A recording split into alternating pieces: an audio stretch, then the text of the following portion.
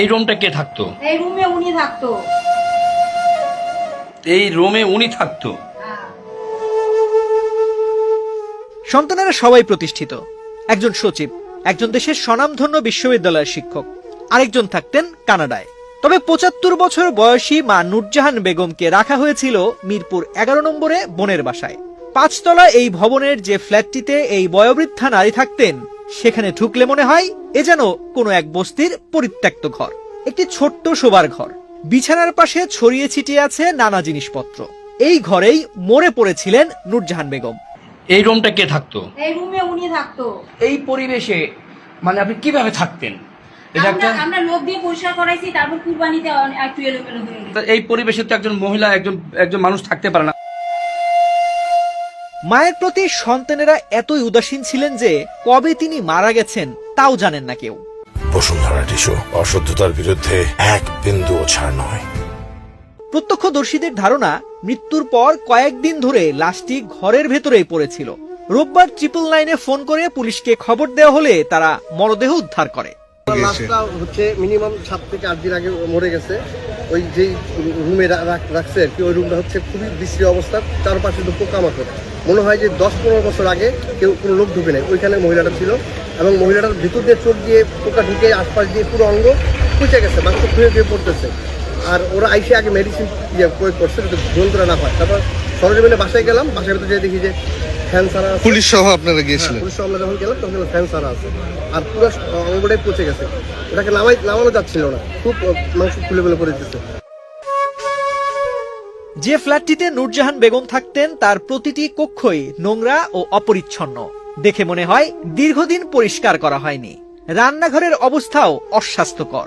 আরেকটি কক্ষ ব্যবহার করা হচ্ছিল স্টোর রুম হিসেবে। সব মিলিয়ে একজন বয়স্ক মানুষের বসবাসের জন্য পরিবেশটি ছিল অত্যন্ত নাজুক। মায়ের প্রতি সমাজে প্রতিষ্ঠিত সন্তানদের অবহেলার এই চিত্র দেখে ক্ষোভ প্রকাশ করেন এলাকার মানুষ। তার এক ছেলে হচ্ছে সচিব খুলনা থেকে, আরেক ছেলে হচ্ছে আপনার আশিকুর রহমান ভোটের শিক্ষক, আর যে ছেলেরা মার্কেটিং করলো সে কানাডায় থাকে। তাহলে তারা একটা ভালো একটা পরিবার, তাদের পরিবারের বাপমার প্রতি এরকম দরকার থাকবে কেন? আর বাড়িটা তাদের নিজেদেরই? বাড়িটা কি তাদের নিজেদের? হ্যাঁ, বাড়ি তাদের নিজের, সেজন্য ফালায় রেখে দিয়েছে। এই কথা জবাব দিতে গেলে সে আমাকে আমার রোশানলে পড়েছেন। আর যে মহিলা এখানে থাকে সেও মানে বাসা ঘরের যে অবস্থা, মেন্টালি সিক বলা যায়, মেন্টালি সিক। এরাই আমাদের সুশিক্ষিত সমাজটাকে কলুষিত করতেছে। এদের থেকে মুক্তি মানে পেতে হলে, ত্রাণ পেতে হলে এদেরকে একটা কঠোরমূলক জবাবদিহিমূলক আওতায় আনার দরকার। এবং আমি বলবো তারেক সাহেবকে নিজেকে হস্তক্ষেপ করা উচিত যে এইসব মৃত্যু কেন হচ্ছে এবং কারা এর সাথে ইনভলভ, কারা বাপ মাকে অযত্ন করছে। নূরজাহান বেগমের মৃত্যু সহ পুরো বিষয়টি নিয়ে ক্যামেরার সামনে কথা বলতে রাজি হননি পরিবারের কেউ। আপনার দাদি পচে গেল কেন?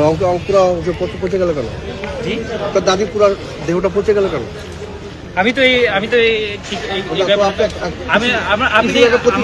প্রতিবাদ করবেন কিছু না, হাত দিবেন না, ক্যামেরায় হাত দিবেন না প্লিজ। বলেন আপনার না না বলতেছিল, বলুক না উনি। দাদির শরীরে পোকা হলো কেন? আপনি একটু আগে তো আমাকে অনেক কিছু জিজ্ঞেস করেন, এখন এরই মধ্যে নূরজাহান বেগমের মরদেহের ময়নাতদন্ত সম্পন্ন হয়েছে।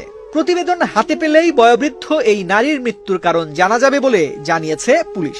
বিধির মোতাবেক তার মেয়েদেরকে জিজ্ঞাসাবাদ করি কবে কিভাবে মারা গেছে। তারা যেটা বলেন যে উনি যে জবাবটা দেন ওটা আমাদের কাছে সন্তোষজনক মনে হয় না।